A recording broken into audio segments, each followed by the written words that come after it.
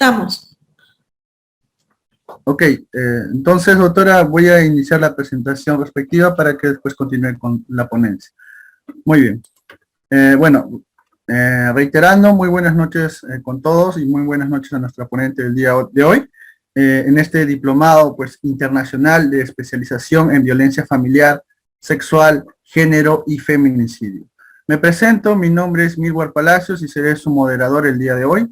Asimismo, cabe precisar que el presente diplomado internacional está organizado por el Instituto de Capacitación Empresarial, Contable y Jurídico y por el Ilustre Colegio de Abogados de Tacna. Hoy tengo el honor de presentar a la doctora Carmen Marianela Maldonado, que nos visita en la virtualidad desde el país de Ecuador. La doctora Carmen Marianela Maldonado, en síntesis, es doctorante de la Universidad Heidelberg, magíster en Derecho Internacional y en Familia, ex jueza de familia, ex defensora del pueblo, adjunta del Ecuador y actualmente vicepresidenta del Tribunal de Honor del Colegio de Abogados. Es litigante, docente e investigadora, mediadora también en conflictos familiares. El tema que desarrollará nuestra ponente el día de hoy es derechos de la niñez y adolescencia en discusión, nueva normalidad, excepción y pandemia. Bien, pasamos a cederle el uso de la palabra a nuestra ponente para que dé inicio a la misma. Gracias. Hola, muchísimas gracias por la invitación. De verdad, para mí es un honor poder participar el día de hoy en estas charlas.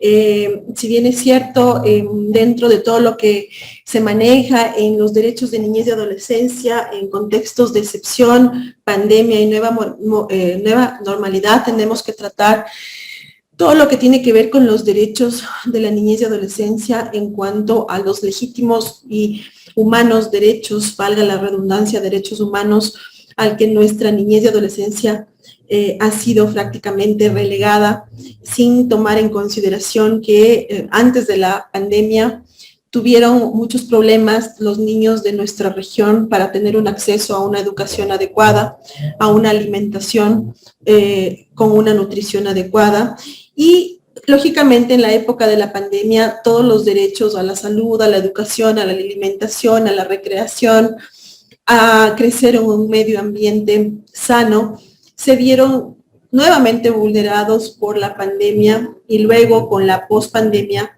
no se está llegando a trabajar dentro de los temas emocionales y psicológicos que a la larga afectaron mucho a los niños cuando estuvieron trabajando dentro de sus casas, viviendo muchas veces con los mismos agresores que eran parte de su núcleo familiar más allegado, sin tener un acceso adecuado a Internet. Hablando justamente de esta problemática, tenemos que topar las opiniones consultivas y criterios de prevención y promoción de la familia en materia de derechos humanos. Yo creo que es muy importante tomar en consideración que si bien es cierto, dentro de los mecanismos de prevención y promoción de derechos humanos y todas las organizaciones no gubernamentales y las instituciones de derechos humanos de la región, dentro de la pandemia del COVID y del post-COVID, no se enfocaron con la seriedad y con la intensidad del caso que merece la población de la niñez y adolescencia, siendo una población altamente vulnerable. Creo que la sociedad y el Estado tiene que responder con mayor responsabilidad a este tipo de problemática y emitir políticas públicas adecuadas, urgentes, céleres, objetivas que puedan ayudarnos a solventar el problema de acceso a Internet, el problema a una educación eficiente, a una educación especializada, los problemas de la falta de alimentación y la desnutrición en los sectores rurales son muy fuertes, y no se diga tratar temas de violencia intrafamiliar en contra de nuestra niñez y de nuestra adolescencia. En este sentido, creo que es súper importante hablar sobre las opiniones consultivas de la Corte Interamericana de Derechos Humanos en materia referente a los criterios de prevención y promoción de la familia dentro del ámbito del derecho humano. ¿Qué es una opinión consultiva? Me van a decir ustedes. Entonces, una opinión consultiva es un mecanismo a través del cual la Corte Interamericana garantiza la protección de los derechos humanos que en elementos importantes para nuestra democracia se debe tomar en consideración. ¿Y en qué consiste? Consiste en primer lugar en responder a consultas realizadas por los Estados miembros de la OEA sobre la compatibilidad de las normas internas con la Convención, la interpretación de la Convención de otros tratados concernientes a la protección de los derechos humanos en los Estados americanos con respecto a la Convención de los Derechos del Niño y otros convenios internacionales en relación a las opiniones consultivas como mecanismos mediante los cuales la Corte Interamericana habla de la garantía en la protección y en la prevención para evitar una vulneración de los derechos humanos de la niñez y de la adolescencia. Creo que es importante que ustedes dentro de este pequeño módulo conversatorio sepan justamente la importancia de la opinión consultiva número 17 del año 2002, de fecha 28 de agosto del 2002, en donde se habla sobre la importancia de la opinión de nuestros niños y adolescentes. Esta opinión fue solicitada por la Comisión Interamericana de Derechos Humanos. La condición jurídica y derechos humanos del niño, de eso trata esta opinión consultiva, tiene que ver con el famoso principio del interés superior del niño y el desarrollo del niño y el adolescente en torno a un desarrollo integral e integrado.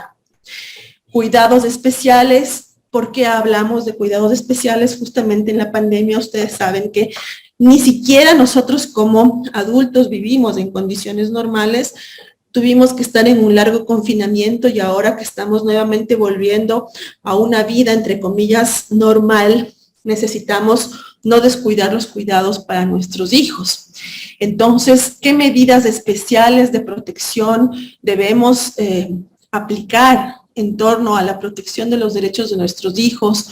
¿Cuál es la obligación del Estado como tal, la obligación de la comunidad, la obligación de la sociedad y de la familia? Entonces, no separación entre un niño pequeño y la madre, la no separación de un niño pequeño y su familia, el derecho a la educación gratuita y obligatoria, entre otros legítimos derechos. Entonces, de conformidad con la normativa contemporánea del derecho internacional de los derechos humanos, en la cual se enmarca el artículo 19 de la Convención Americana sobre los Derechos Humanos, los niños son titulares de derechos y no solo objeto de protección. Este tema es importantísimo recalcarlo porque los niños, antes justamente de que se realice esta opinión consultiva, se mantenía en algunos países, no en todos, se mantenía el criterio de que los niños sean tratados como objetos de protección y no como sujetos de derechos. En la actualidad, la mayor parte de nuestras legislaciones han adoptado justamente el criterio de la doctrina de protección integral del niño y del adolescente en función de tratar al niño como sujeto de derechos. ¿Qué es la expresión interés superior del niño? ¿Qué significa? ¿Cuál es el sentido de buscar y de lograr que se aplique el principio del interés superior del niño? Consagrado en el artículo 3 de la Convención sobre los Derechos del Niño, implica que el desarrollo de este y el ejercicio pleno de sus derechos deben ser considerados como criterios rectores para la elaboración de normas y la aplicación de estas en todos los órdenes relativos a la vida del niño. Entonces, al aplicar el principio del interés superior del niño, estamos sobreponiendo justamente el derecho que tiene nuestra niñez y adolescencia a la protección y a la aplicación por parte de las responsabilidades particulares del Estado, de la sociedad y de la familia para garantizar el ejercicio legítimo de todos sus derechos. Que el principio de igualdad recogido en el artículo 24 del convenio de la Convención Americana sobre los Derechos Humanos no impide la adopción de reglas y medidas específicas en relación con los niños, los cuales requieren un trato diferente. Este es el punto que no entienden muchas sociedades y muchos estados, donde no entienden de que los niños y los adolescentes requieren definitivamente un trato diferente en función de sus condiciones especiales. Este trato debe orientarse a la protección de los derechos, a la protección de los derechos e intereses de los niños. Esto se ha logrado en estos últimos 2 años que hemos vivido estados de excepción, que hemos vivido situaciones que definitivamente han marcado nuestra vida familiar interna, han marcado la vida laboral de nuestras familias, de nuestras madres, de nuestros padres. Creo que es necesario hacer una reflexión al respecto. Que la familia siempre debe constituir el ámbito primordial para el desarrollo del niño y el ejercicio de sus derechos. Ese es el espacio en donde se debe garantizar que dentro de ese espacio un niño pueda desarrollarse de manera integral e integrada. Por ello, el Estado debe apoyar y fortalecer a la familia a través de las diversas medidas de protección que éstas requieran para el mejor cumplimiento de su función natural en este campo. Creo que también es importante resaltar dentro de la opinión consultiva emitida por la Corte Interamericana que debe preservarse y favorecerse la permanencia del niño en su núcleo familiar. ¿Cuántas veces dentro de la época de la pandemia el niño o el adolescente quiso salir de su núcleo familiar por ser víctima de violencia física, emocional, psicológica, sexual?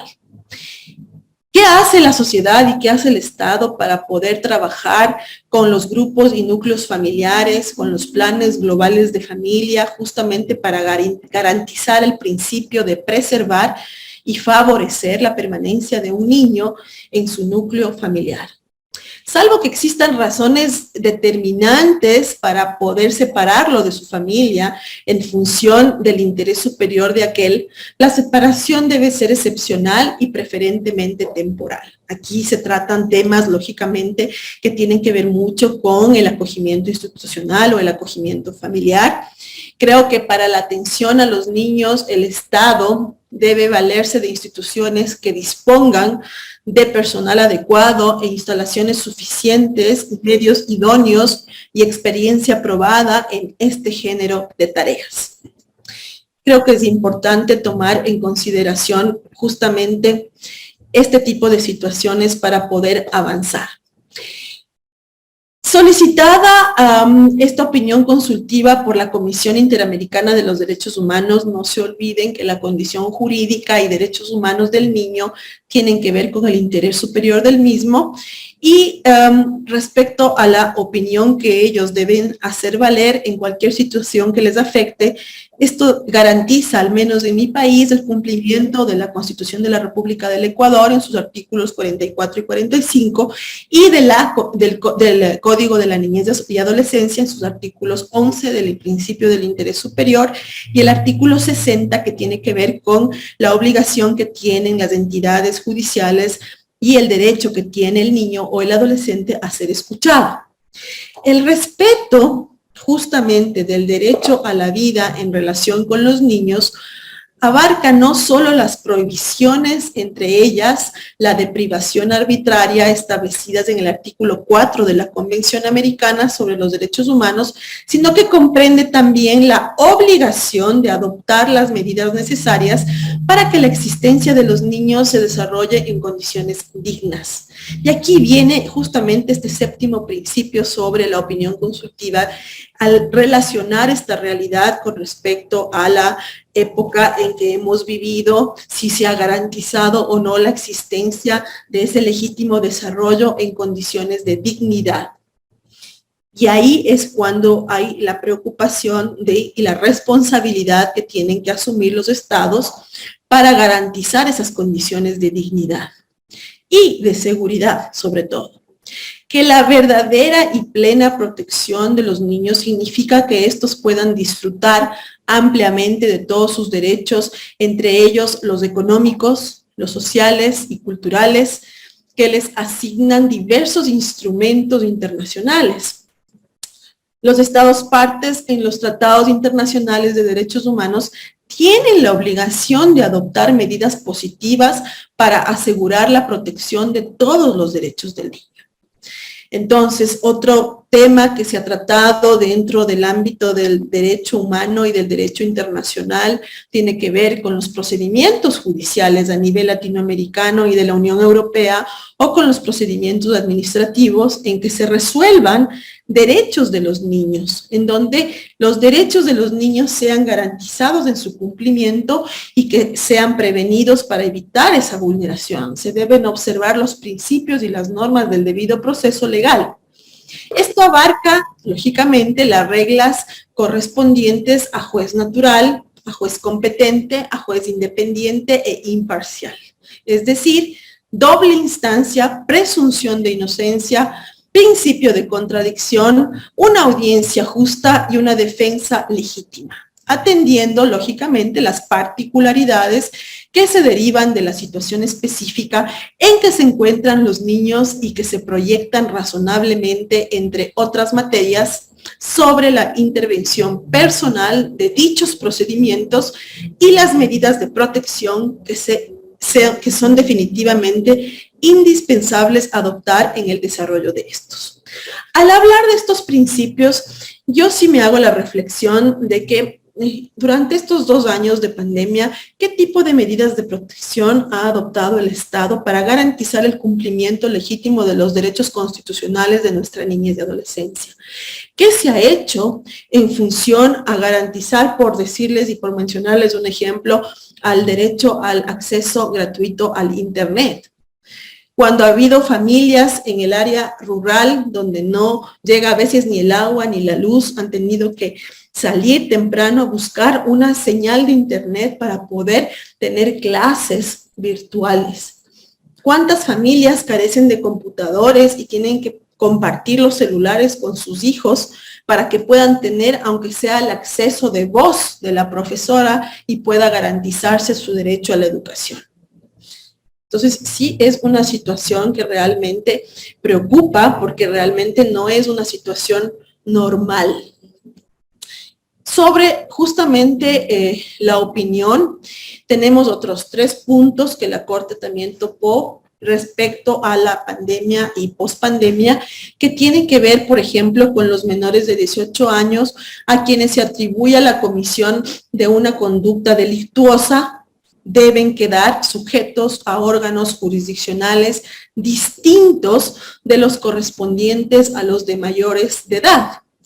Las características de la intervención que aquel Estado deba tener en el caso de los menores infractores deben reflejarse en la integración y el funcionamiento de estos tribunales, así como en la naturaleza de las medidas que ellos puedan adoptar.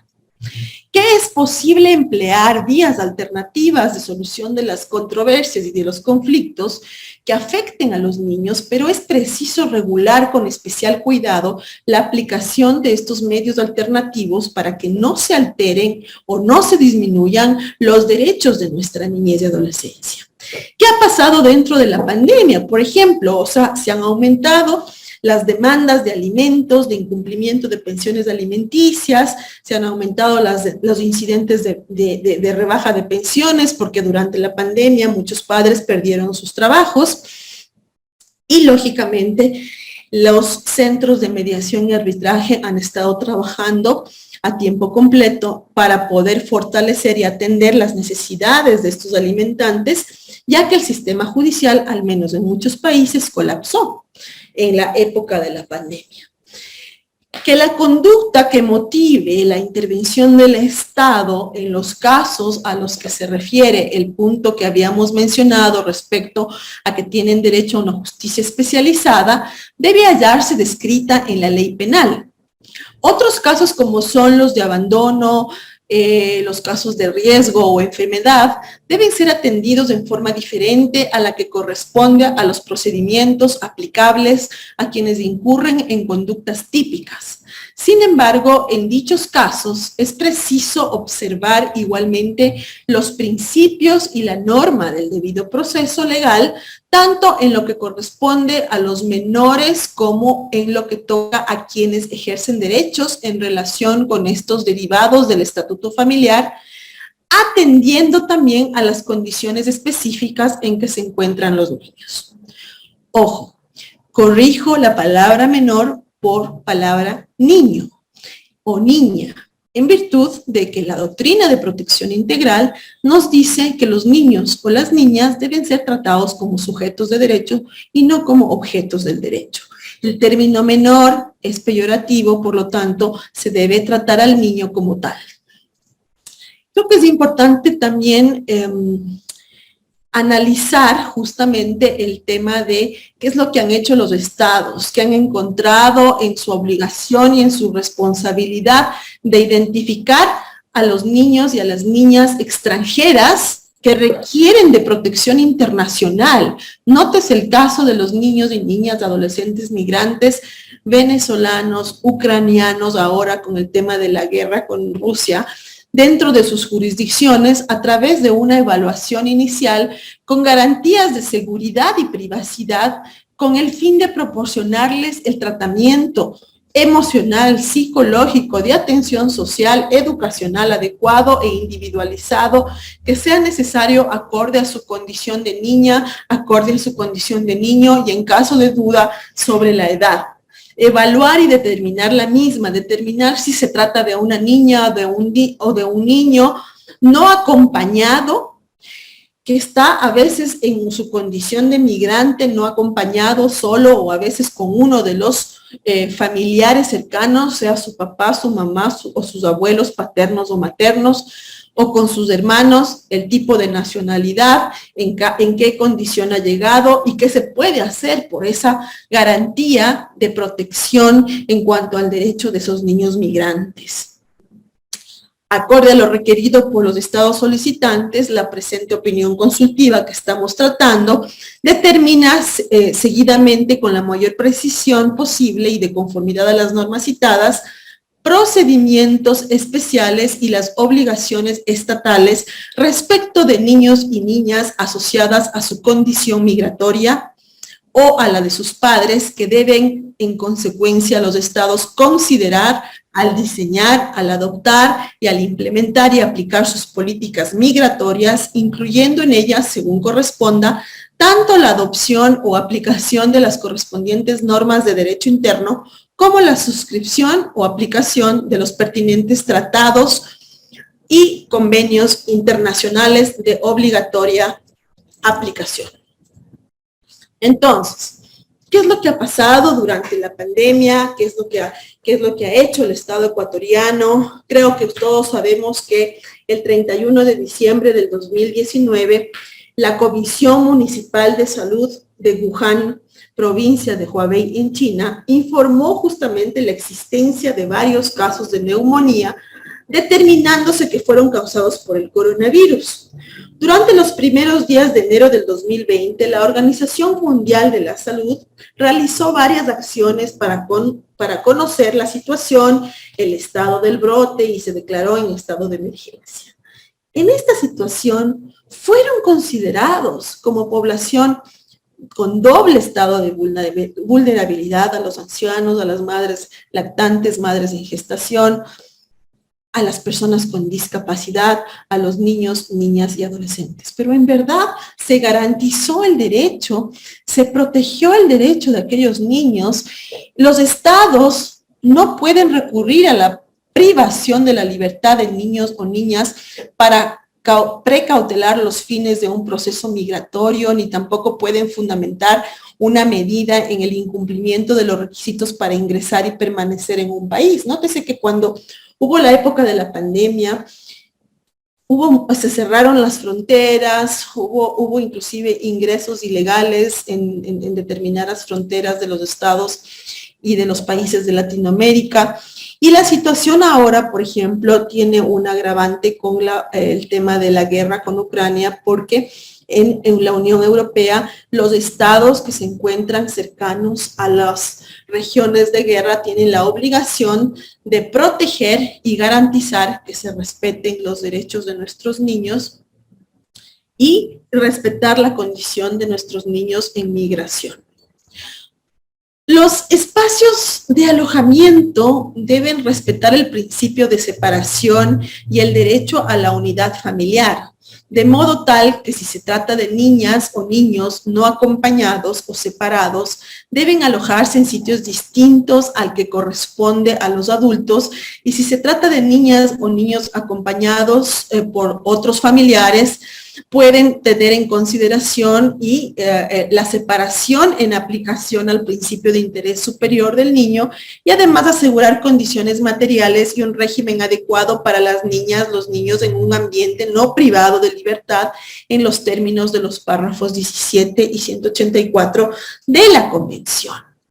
Estos son derechos y garantías de niños y niñas en el contexto de la migración, en el contexto de una situación emergente, en el contexto del manejo adecuado de un periodo pandémico o pospandémico, en donde se debe aplicar justamente los criterios determinados por la Corte Interamericana en su opinión consultiva número 2114 de 18 de agosto. Creo que también es importante mencionarles a ustedes que la declaración y los mecanismos, la Declaración de los Derechos Humanos y los mecanismos de prevención y promoción de los derechos de la familia se fundamenta en dos artículos sustanciales que tienen su trascendencia dentro de esta época que hemos estado viviendo. Y menciono los dos más importantes, como son los del artículo 25, en donde dice que toda persona tiene derecho a un nivel de vida adecuado que le asegure, así como a su familia, la salud, el bienestar y en especial la alimentación, el vestido, la vivienda, la asistencia médica y los servicios sociales necesarios. Asimismo, la maternidad y la infancia tiene derecho a cuidados y asistencias especiales. En su artículo 16, la parte más importante habla de que la familia es el elemento natural y fundamental de la sociedad y tiene derecho a la protección de la sociedad y del Estado. Solo mediante libre y pleno consentimiento de los futuros esposos podrá contraerse el matrimonio, dice el artículo 16 de la Convención, al hablar de que los hombres y las mujeres a partir de la edad nubil tienen derecho sin restricción alguna por motivos de raza, nacionalidad o religión a casarse y fundar una familia en donde se disfrutarán de iguales derechos en cuanto al matrimonio. ¿Qué es lo que ha pasado? Y justamente por eso menciono estos dos artículos. ¿Qué es lo que ha pasado? ¿Cuántas condiciones? ¿Cuáles son las estadísticas que nosotros hemos podido acceder dentro de la época de la pandemia? ¿Cuáles son las acciones que los gobiernos de nuestros países han tomado justamente desde, por ejemplo, el primer caso confirmado hasta el 31 de diciembre del año pasado? La pandemia del COVID ha afectado en el caso ecuatoriano a 32,000, casi 33,000 habitantes en el caso de las estadísticas mundiales y provocó la muerte prácticamente de más de 1 millón de personas a nivel general. En Ecuador, según cifras reportadas por el Ministerio de Salud Pública, existen en la actualidad 905 niños y niñas menores a 1 año contagiados y 1.364 de 1 año a 4 años, así como más de 1.900 de 5 a 9 años y aproximadamente 3.010 niños y niñas y adolescentes de entre 10 y 14 años contagiados con el COVID. No se diga más de los adolescentes cuya cifra asciende a más de 6,000. ¿Qué ha hecho o qué han hecho los gobiernos para enfrentar esta situación? ¿Qué han hecho las familias? Algunas familias han tomado la iniciativa de sembrar en sus parcelas alimentos básicos en sus patios, como el plátano, el verde, frijoles, vegetales, los adultos y los niños participan de esta actividad. Sin embargo, no se observa que realmente el gobierno nacional, a través de sus respectivos gobernantes, hayan tomado medidas de protección efectivas y preventivas, ya que para mi manera de ver, garantizar los derechos de los niños en épocas especiales, como en condiciones de migración difíciles, como en condiciones penales complicadas, ya que no se aplica en todos los casos una justicia restaurativa adecuada, como en la condición del manejo de la pandemia COVID y post-COVID, no se han aplicado justamente lo que dice la opinión consultiva de la Corte Interamericana de Derechos Humanos, así como tampoco se les ha garantizado el legítimo acceso al Internet, a una educación digna, a una salud específica y garantizada. Entonces, siempre creo que los países lo que han hecho es, con la declaración de los sucesivos estados de excepción por el manejo de la pandemia, no se ha puesto la prioridad del caso ni a los niños, ni a los adolescentes, no se diga aún a las personas con discapacidad o a los adultos mayores. Entonces, yo sí creo que se debe recordar lo que dice la Constitución de la República del Ecuador, en mi caso, en donde las niñas, los niños y adolescentes gozarán de los derechos comunes a todo ser humano, además de todos aquellos específicos de su edad. El Estado está en la obligación de reconocer y garantizar la vida, incluido el cuidado y la protección desde su concepción. Las niñas y los adolescentes tienen derecho a su integridad física, a su identidad, a su nombre, a su salud integral, a una nutrición adecuada, a educación, a la cultura, al deporte y a la recreación. Mi reflexión es cómo se ha manejado la problemática de pandemia y derechos humanos. ¿Qué ha pasado con las instituciones, con los gobiernos descentralizados, con las organizaciones no gubernamentales? Efectivamente se ha llegado tal vez a cumplir aquellos criterios mínimos recomendados por otros comités importantes, como son el Comité para la Eliminación de toda forma de violencia y discriminación de la mujer. ¿Qué mecanismos de prevención y promoción se han efectuado en torno a la protección de los derechos integrales de la familia?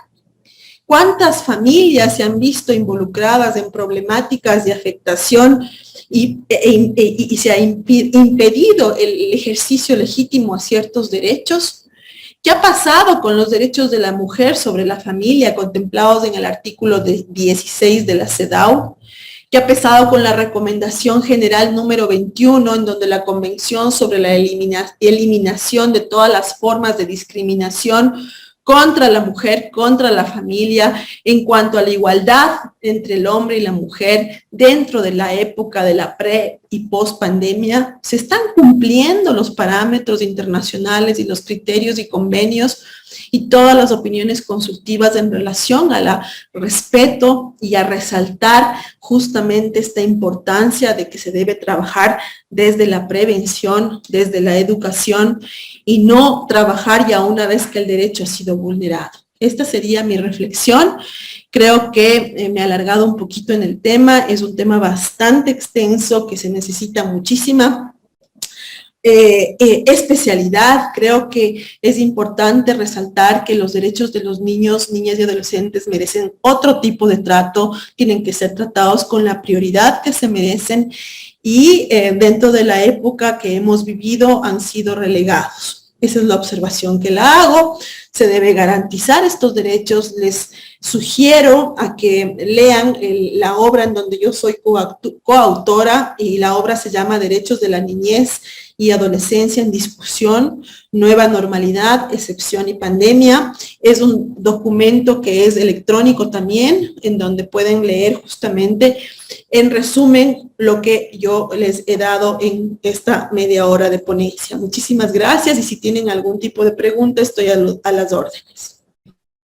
Muchísimas gracias, estimada doctora Carmen Marianela Maldonado por su brillante y didáctica ponencia. Ahora pasaremos a las preguntas. Para ello pido a todos los participantes que levanten la mano virtualmente y así poderles dar el uso de la palabra de manera ordenada. Y en caso, obviamente, haya preguntas. O también pueden escribir sus preguntas en el chat para leerlo y hacérselo saber a nuestra ponente. En caso no haya preguntas, pues daremos por culminada la presentación